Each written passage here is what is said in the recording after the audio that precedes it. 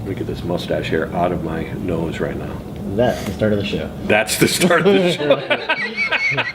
Dang, I was trying to avoid that.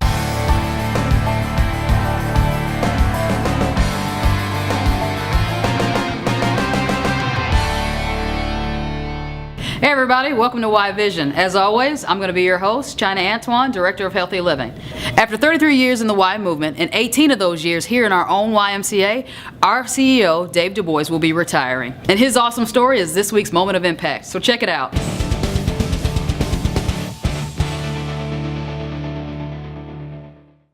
Hi, I'm Dave Dubois. I am the CEO of the YMCA here in Kokomo, at least for the next 8 days and counting. So in August of 1983, I was offered my first job out of graduate school and with the YMCA in Gadsden, Alabama. I was from New York originally. I told my parents the night before that I would go do this for a couple of years and then I would go get a real job. And about 2 years deep into my career, I realized that the work I was doing was worth much more than a paycheck. I just had this overwhelming sense that the work that I was doing at the Y was the work that God called me to. And this was long before the days where God and I really had any conversation, in fact, but I just felt this sense that this is what I was to do. Since that morning in May of 1985, I really had never had any doubt about what I was supposed to be doing. As I moved along in my career, and I moved into a role where I was leading people, and I had staff and I had team, and I came to love the idea of coaching people. I do very little frontline work these days, but I love our people that do our frontline work. The work they do is incredible. Actually, when I was interviewing for this job in Kokomo, I found out during that time that there were 3 primary roles they were looking for in the next CEO. Membership was hurting, finances were hurting, and of course the building was the problem. The building, which is 106 years old when we left it, was only 89 years old then. Our membership started rising again. The finances come along with that. There's a great group of folks who are making that happen. And during that time, we began talking about, okay, now we can talk about replacing this building. So the other thing that the phenomenon that I noticed as I was in those early years especially, but it carried right through till 2010, 11, 12, even when we were in the early stages of actually raising money for this facility, was many people couldn't wrap their brain around the idea that Kokomo even deserved a great Y. During that entire time, my greatest contribution to the YMCA in Kokomo, and especially as it relates to this building, will always be that when nobody else believed that it could happen, I continued to believe. Ultimately, you got that one person, Ron Metz was that, besides some folks on our board, Ron Metz was that guy who came in and said, I believe and we can do this. And it grew from there until eventually we had this movement. We raised all of this money, created this beautiful space. I love when people say to me, I'm inside here, Dave. I can't even believe that I'm in Kokomo. And my response is always the same, and that is, that's awesome, because it's exactly what we're going for. We want a facility that you go, how can this be in Kokomo? Because it's a great, great organization, and this facility is a great facility, and this community deserves it, quite frankly. I believe it, I've believed it for a long time, and I think this community believes now that they deserve it. The investment this community has made in this organization as it relates to this building will pay off for years and years and generations of kids and families in Kokomo, Indiana. So what am I going to miss about this work? Honestly, there's a lot that I'll miss about this work, but at the same time, I think the time is right. And I think in many regards, God has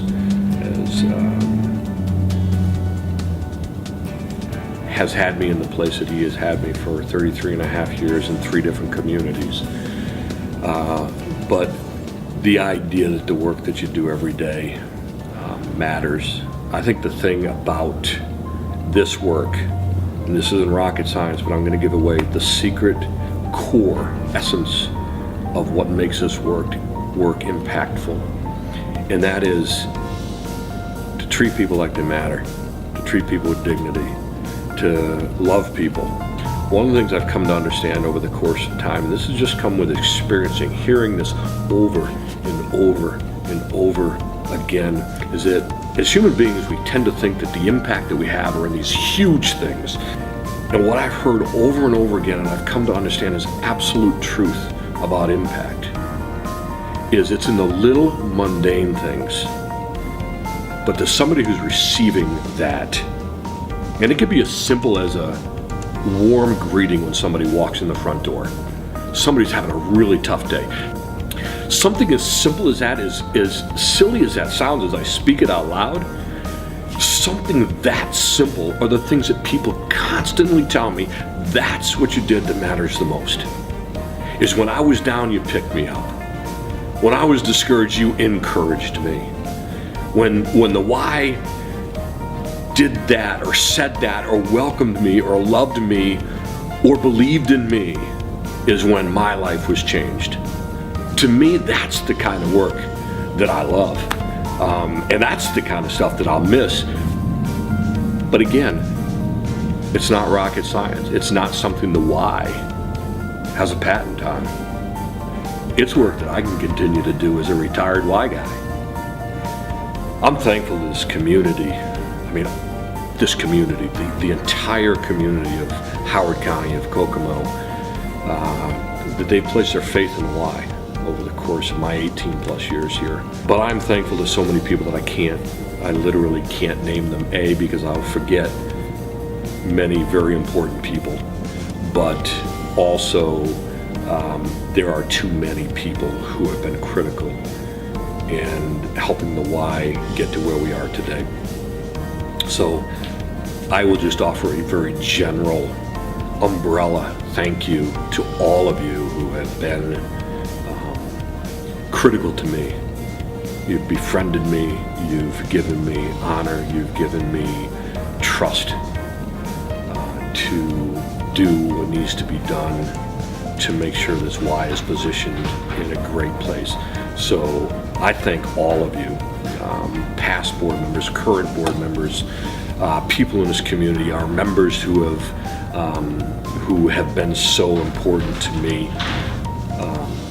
I thank you all for this opportunity. I am looking forward to just watching you guys continue this work. Hi, I'm Christy, and this is your Y Vision Tip of the Week.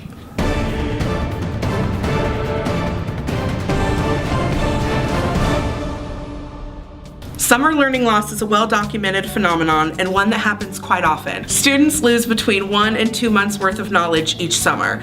It's also documented that kids that are unprepared for kindergarten when they start school are also at a loss. This gap is called the achievement gap. One easy way to prevent the achievement gap is for students to have a great early learning environment.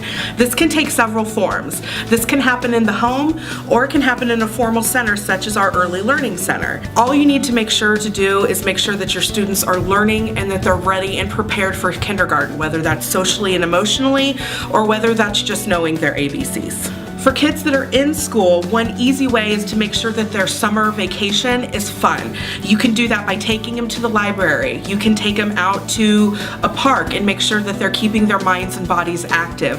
Just keep it fun to make sure that what they have learned, that they retain when school starts. The Y offers many great programs to help prevent summer learning loss. One is our day camp, where kids can be active and learn all summer long. They can get dirty, they can have a ton of fun. Another great option is our Early Learning Center, where we offer more art and science-based programming. Call us and we'll let you know about all the options that our YMCA offers to make sure that summer learning loss is not something that happens to your child. It's time for the who, what, when, where, and why. We're going to answer all the questions you guys may have. A lot of us are asking about group fitness classes. Is anything changing? So we're going to do a lot of things coming up on our group fitness schedule. Some of those things will be, we're going to add a couple more classes. We're going to change the times in classes so they'll start a little later so more people get the opportunity to try different classes. And we're also going to offer some new programming that'll give more variety to our membership. And lastly, but not least, we're also going to offer a lot of demo classes, and we want your feedback. So if you get an opportunity, we would love to have you try those out and tell us how you like them. What's the difference between childcare and the Play and Learn Center? Hi, my name is Christy Tate and I'm the Child Care Director here at the Y. That's a great question and one we get all the time. Our Play and Learn Center, which is formerly known as Membership Babysitting, is actually housed inside of the YMCA and is for our littlest members from 6 weeks through 12 years old to come in and play while their adults go upstairs, go to the pool, do whatever they need to do at the Y to get healthy. Our Early Learning Center, which is formerly known as our Child Care Development Center, is our fully licensed, full-day option for kids 6 weeks and up. We are located off-site at 701 St. Joseph Drive, and we offer preschool activities all day long. Give us a call at 765-236-2070 with any questions. I have young kids. What can they do at the Y? Good question. We're going to be making some changes to our age requirements and making some new additions here pretty soon. We're officially putting all this information out on our social media pages and our website in March, so be on the lookout. Don't forget to follow us and ask us questions on our social media pages. As Black History Month comes to an end, we want to recognize some of our community leaders that we've partnered with. Eddie Bethea, who is actually on our board and a community legend. Deandra Beard, who is the owner and operator of Bind Cafe and Beyond Borders Learning Center. Kalina James, who has her own consulting firm. And Dennis Morgan, who is part of Carver Community Center. We also want to recognize Kevin Washington, who is the president and CEO of the YMCA of the USA, who in 2014 became the first African American to lead the Y. Black History Month may be ending, but the idea of celebrating diversity and inclusion should be something we do throughout the year. Celebrating diversity and inclusion is something that we try to do every single day here in our Y. It's where everyone is welcome with open arms. Thanks everybody for tuning in to Y Vision. We're having so much fun here and I hope you guys are too. See you next week.